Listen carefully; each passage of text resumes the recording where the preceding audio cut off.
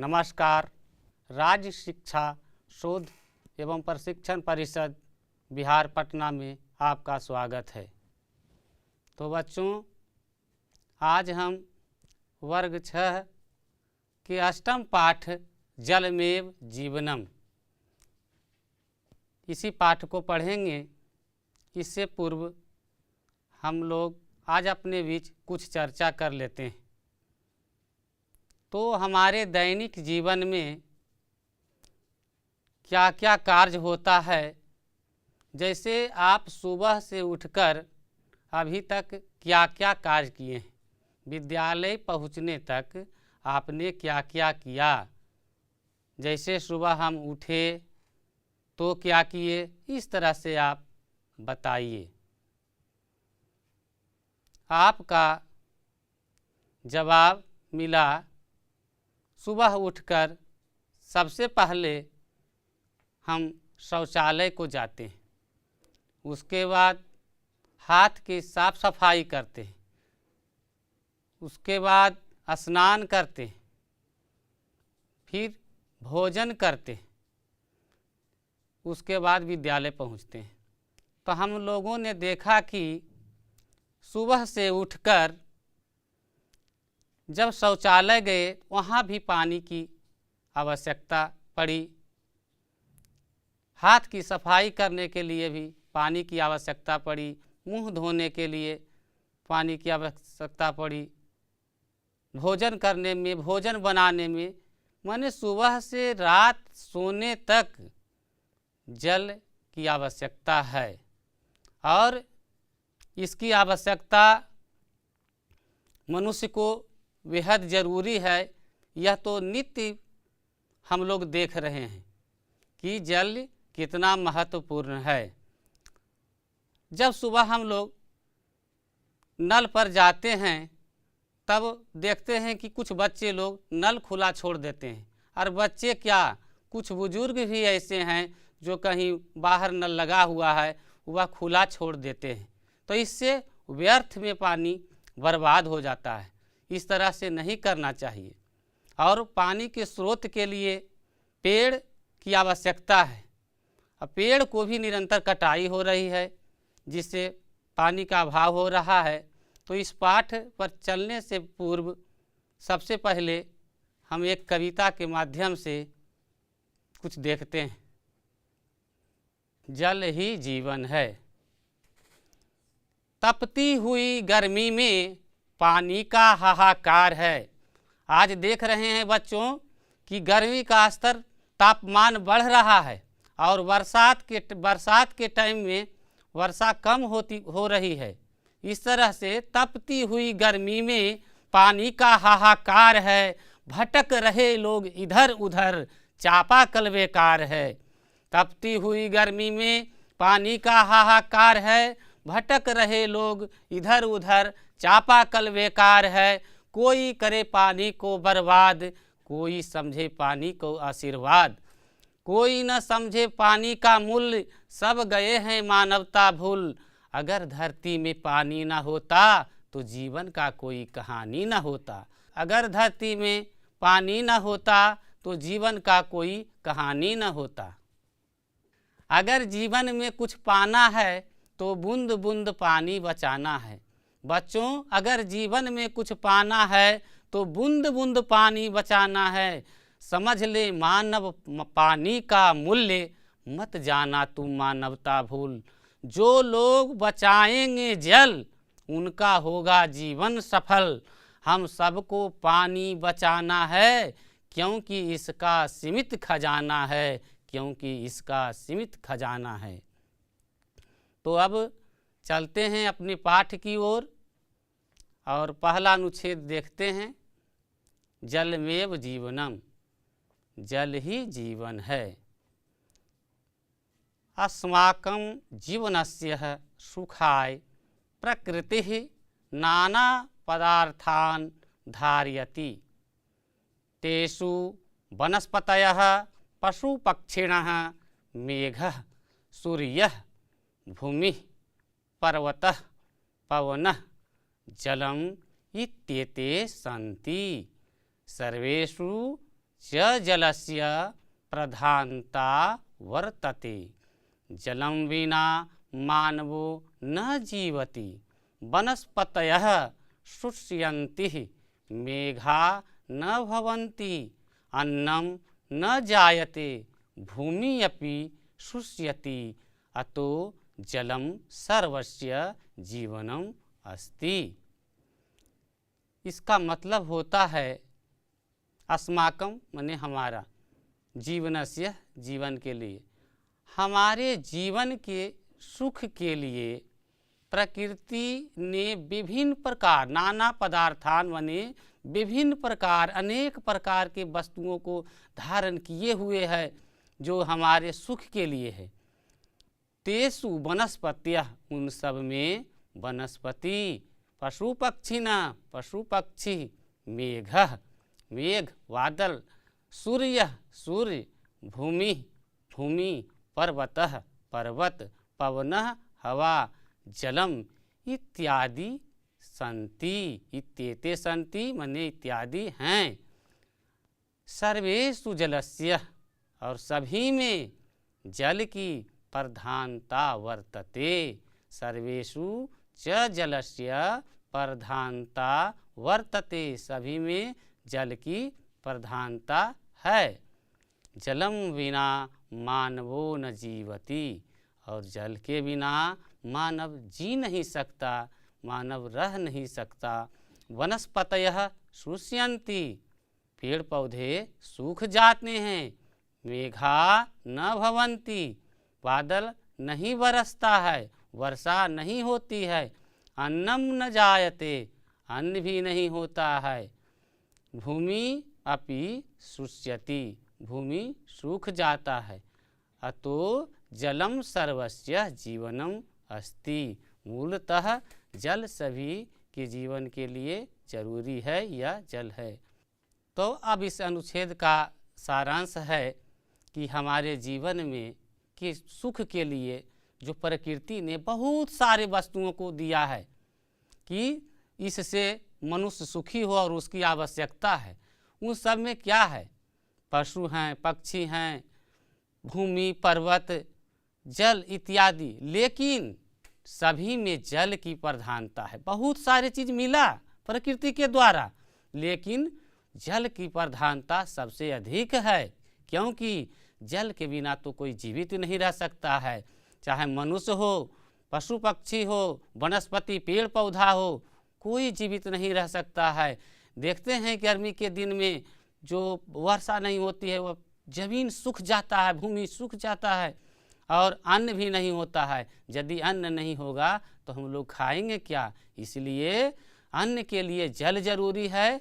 इसलिए मूलतः रूप से जल सभी के जीवन के लिए जरूरी है। अब चलते हैं दूसरे अनुच्छेद की ओर। भूमौ जलस्य नाना स्थानानि सन्ति, क्वचिद् नदी क्वचित् सरोवरः विशालः सागरश्च अस्ति। सागर तु जलं क्षारम् अस्ति। मेघः क्षारं जलं पीत्वा मधुरं जलं ददाति। नद्यां सरोवरे च जलं मधुरं भवति। जनाः कूपान् खनित्वा जलं निष्कासन्ति।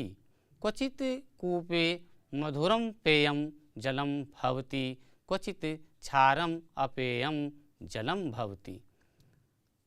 भूमौ जलस्य, पृथ्वी में जल के नाना स्थानानि सन्ति, मतलब भूमि में जल के अनेक स्थान हैं। कहाँ कहाँ है? क्वचिद् नदी क्वचित् सरोवरः, कहीं नदी है, तालाब है। विशालः सागरश्च अस्ति, विशाल सागर समुद्र इत्यादि हैं। सागरः तु जलं क्षारम् अस्ति, सागर का जल खारा होता है, नमकीन होता है। मेघः क्षारं जलं पीत्वा मधुरं जलं ददाति।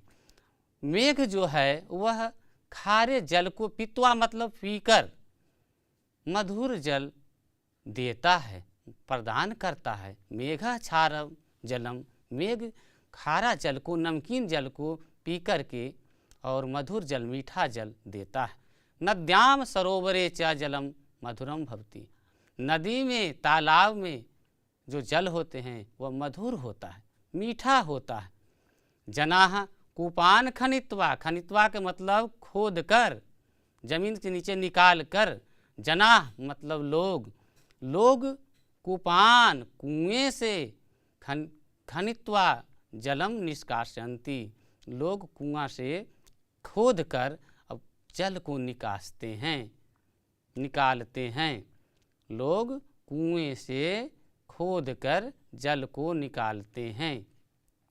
क्वचित कूपे मधुरम पेयम जलम भवति, कहीं कहीं कुएं में मधुर जल, मीठा जल होता है, और कहीं क्षारम अपेयम जलम भवति, और कहीं देखिएगा कि कुएं में जो है नमकीन जल, क्षारा जल, खारा जल होता है।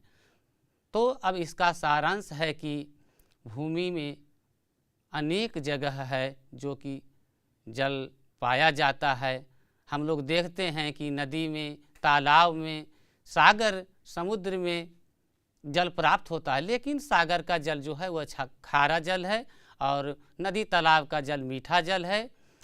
कुएं से भी, पृथ्वी के अंदर कुएं से भी जल को निकाला जाता है। और मेन बात तो, मुख्य बात तो यह है कि जो मेघ है वह खारे जल को अवशोषित करके ले जाता है और हम लोगों के लिए मीठा जल बरसाता है, जो कि तालाब, नदी आदि में होते हैं। तो चलते हैं अब अगले अनुच्छेद की ओर। अधुना भूमिगतं जलम अपि यंत्रेण निष्कासन्ति, क्षेत्राणां सेचने सर्वस्य जलस्य प्रयोगः भवति। सेचनात् क्षेत्रेषु अन्नं भवति, वनस्पतयः वर्षाजलेन जीवन्ति, अतः सर्वेषां जीवानां वनस्पतीनां भूमिश्च जीवनं जलमेव अस्ति। अधुना भूमिगतं जलम अपि यंत्रेण निष्कासन्ति, आज हम लोग देख रहे हैं कि भूमि के नीचे जो है वह जल यंत्रों के द्वारा निकाला जाता है। मोटर लगाकर उसे खींचा जाता है। इस प्रकार से अधुना भूमिगतं जलम अपि यंत्रेण निष्कासयन्ति, आज भूमि के नीचे से जल को यंत्रों के द्वारा निकाला जाता है। क्षेत्राणां सेचने सर्वस्य जलस्य प्रयोगः भवति, और खेतों के सिंचाई के लिए सभी जगह जल का प्रयोग होता है। सेचनात् क्षेत्रेषु अन्नं भवति, और सिंचाई से, खेतों की सिंचाई से क्या होता है, अन्न उत्पन्न होता है जिसे हम लोग खाते हैं। वनस्पतयः वर्षाजलेन जीवन्ति, और पेड़ पौधे वर्षा के जल से जीते हैं। अतः सर्वेषां जीवानां वनस्पतीनां भूमिश्च जीवनं जलमेव अस्ति, मूलतः सभी जीवों के लिए, पेड़ पौधों के लिए, भूमि के लिए जीवन जल ही है। मूलतः सभी के लिए, वनस्पति हो, पेड़ पौधा हो, पृथ्वी हो, सभी के जीवन के लिए जल जरूरी है। तो इस प्रकार हम देखते हैं कि हमारे जीवन के लिए जल कितना महत्वपूर्ण है। यदि जल न हो तो हम लोग नहीं खा सकते हैं, नहीं पी सकते हैं, नहीं पेड़ पौधा उत्पन्न हो सकता है। इस प्रकार से बहुत सारी बातें हैं। तो बच्चों कुछ और कहना चाहते हैं, उसके बाद चलेंगे शब्दार्थ की ओर। पूरे पृथ्वी पर जितना भी जल है उसमें 97% जल समुद्र का है, वह पीने योग्य नहीं है। मात्र 3% जल जो है वह हम लोगों के उपयोग के लिए है। इसलिए हमें जल को बचाना चाहिए। आज हम विद्यालय में देखते हैं कि जहाँ जहाँ चापाकल नल वगैरह है उसके बगल में एक सोख्ता बना दिया गया है, खास करके जल संरक्षण के लिए। यदि वह जल बर्बाद नहीं होगा तो पुनः वह हमारे उपयोग के काम में आ सकता है। इसलिए हम लोग घर में जन्म दिवस मनाते हैं, हम लोग घर में जन्म दिवस मनाते हैं। उसमें चाहिए कि प्रत्येक लोग जब जब उनका जन्म दिवस आए तो एक पौधा जरूर लगाएं। पौधा लगाना बहुत पुण्य का काम है। इसलिए आपको याद भी रहेगा कि हमने इतना जन्म दिवस पर इतना पौधा लगाए, जिससे हमारे प्रदूषण की समस्या भी दूर होगी और जल भी बना रहेगा। अब चलते हैं हम शब्दार्थ की ओर। शब्दार्थ, सबसे पहला शब्द है अस्माकं। अस्माकं का मतलब होता है हमारा या हमारी, हमारे। अस्माकं का मतलब होता है हमारा, हमारी, हमारे।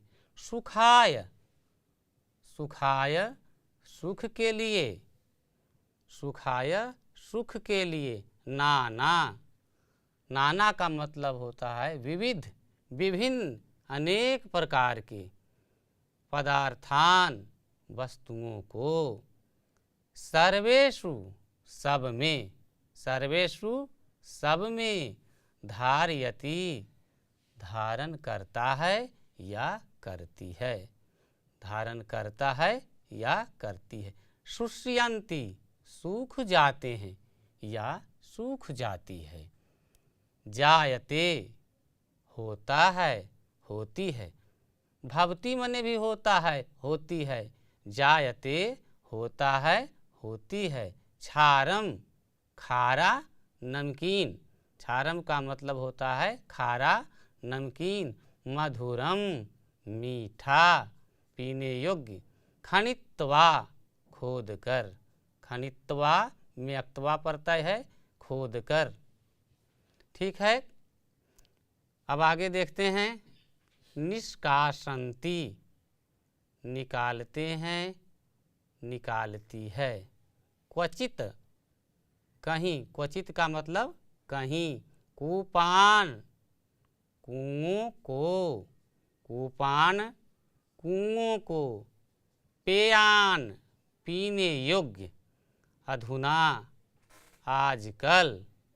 यंत्रेण मशीन के द्वारा, यंत्रेण मशीन के द्वारा। क्षेत्राणाम खेतों की या खेतों का या खेतों के। क्षेत्राणाम खेतों का, खेतों की, खेतों के। सेचने सिंचाई में, सेचने सिंचाई में। सेचनात् सिंचाई से, पंचमी विभक्ति है। सेचनात् सिंचाई से। क्षेत्रेषु खेतों में। जीवानाम प्राणियों का या प्राणियों की, प्राणियों के। भवती होता है। तो बच्चों, हम लोगों ने पाठ को पढ़ लिया, शब्दार्थ भी देख लिए। अब चलते हैं अभ्यास की ओर। इसमें देखते हैं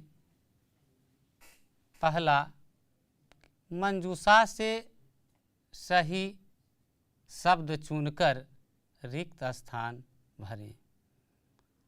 पहले तो यह पता करना है कि मंजूषा किसे कहते हैं और रिक्त स्थान क्या है। यह जो वाक्य मैंने पहले लिखा है, इसमें देखिए रिक्त स्थान डॉट, ये जो लाइनिंग है ये सब रिक्त स्थान माने खाली स्थान। जहाँ जहाँ वाक्य के बीच में खाली स्थान पता चल रहा है, इसे भरना है। भरना किसके द्वारा है?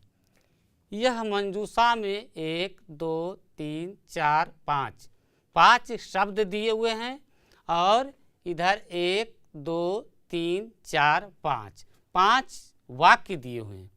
प्रत्येक वाक्य में एक सही शब्द जो कि पाठ में हम लोग पढ़ चुके हैं वही भरना है।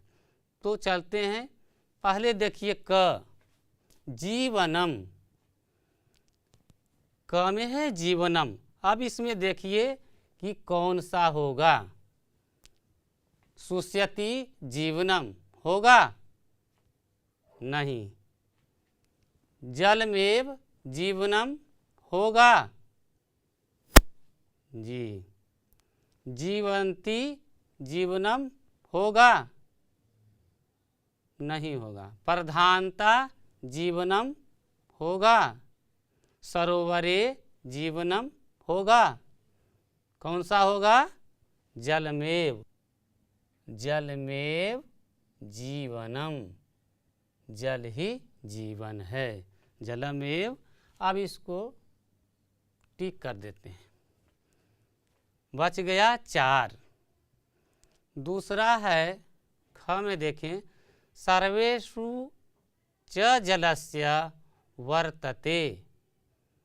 सर्वेषु च जलस्य खाली स्थान है, वर्तते फिर वही देखिए, शुष्यति होगा?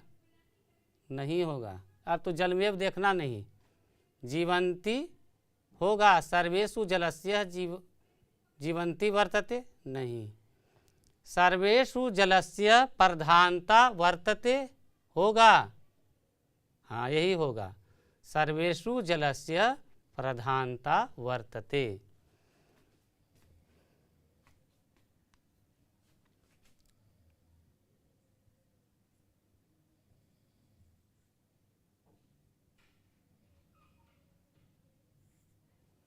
अब 2 हो चुका है, चलते हैं तीसरे की ओर।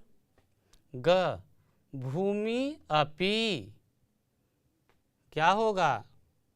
शुष्यति जीवंती सरोवरे। तो पाठ में क्या पढ़े थे? भूमि अपि शुष्यति, सूख जाता है।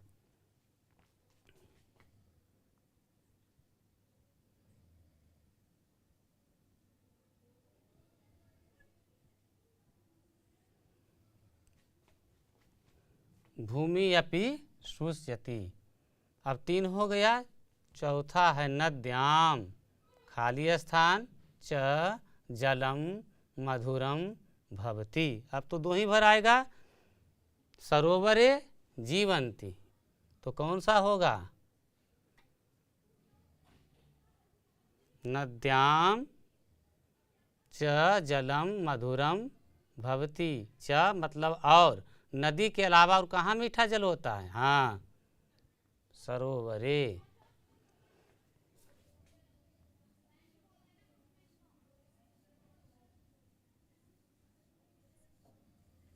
सरोवरे मतलब तालाब में। अब बच गया जीवंती। वनस्पतयः वर्षा जलेन जीवंती।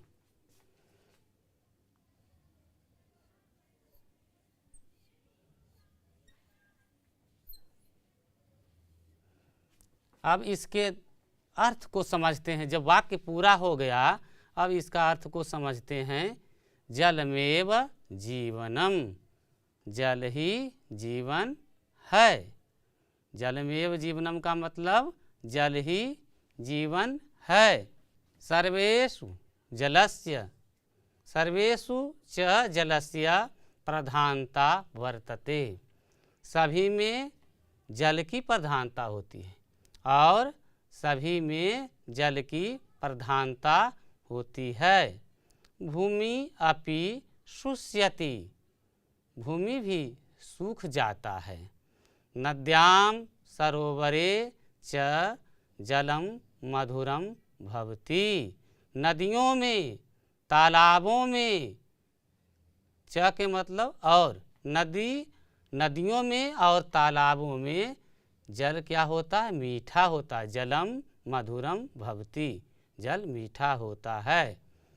वनस्पतयः वर्षाजलेन जीवन्ति। पेड़ पौधे वर्षा के जल से जीवित रहते हैं। वनस्पतयः वर्षाजलेन जीवन्ति। पेड़ पौधे वर्षा के जल से जीवित रहते हैं। तो इस प्रकार से हम लोग रिक्त स्थान की पूर्ति किए, फिर उस वाक्य को अर्थ को जाने। अब देखते हैं एक और प्रश्न है जो समझ लिया जाए।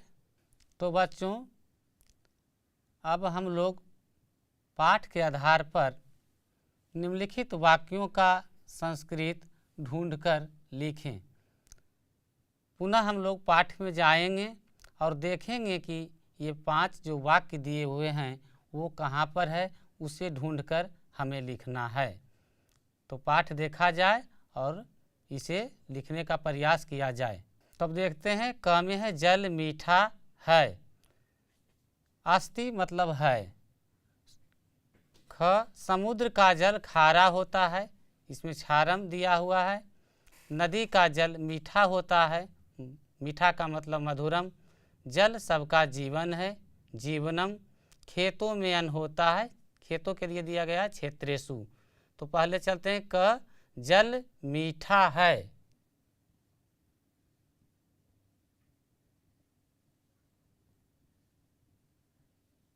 जलम मधुरम अस्ति। जलम मधुरम अस्ति। जल मीठा है। अब आगे देखते हैं। समुद्र का जल खारा होता है। पाठ में ढूंढेंगे कहाँ है। समुद्र का जल खारा होता है। देखिए, सागरे जलम क्षारम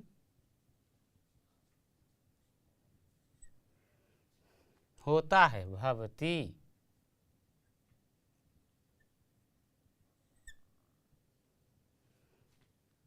तीसरा है नदी का जल मीठा होता है। अब पाठ में देखेंगे कि नदी का जल मीठा होता है कहाँ है। ढूंढिए, नदी का जल मीठा होता है। सागरे तो हो गया। अब देखिए नदी का जल। सरोवरे च जलम मधुरम भवति। सरोवरे या नद्याम, नद्याम देखते हैं। नद्याम जलम मधुरम भवति, नदी का जल है। तो नद्याम, नद्याम जलम, नद्याम जलम मधुरम भवति। मधुरम भवति। नद्याम जलम मधुरम भवति। आगे देखते हैं। जल सबका जीवन है।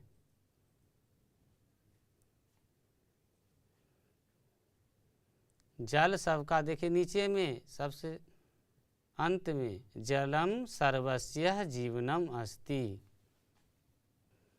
जलम, जलम सर्वस्य, जलम सर्वस्य जीवनम, जीवनम अस्ति।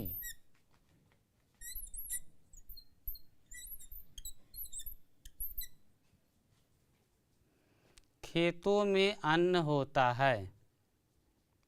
क्षेत्रेषु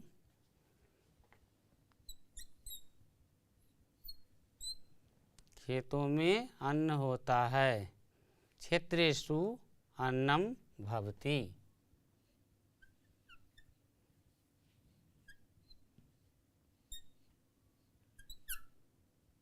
क्षेत्रेषु अन्नम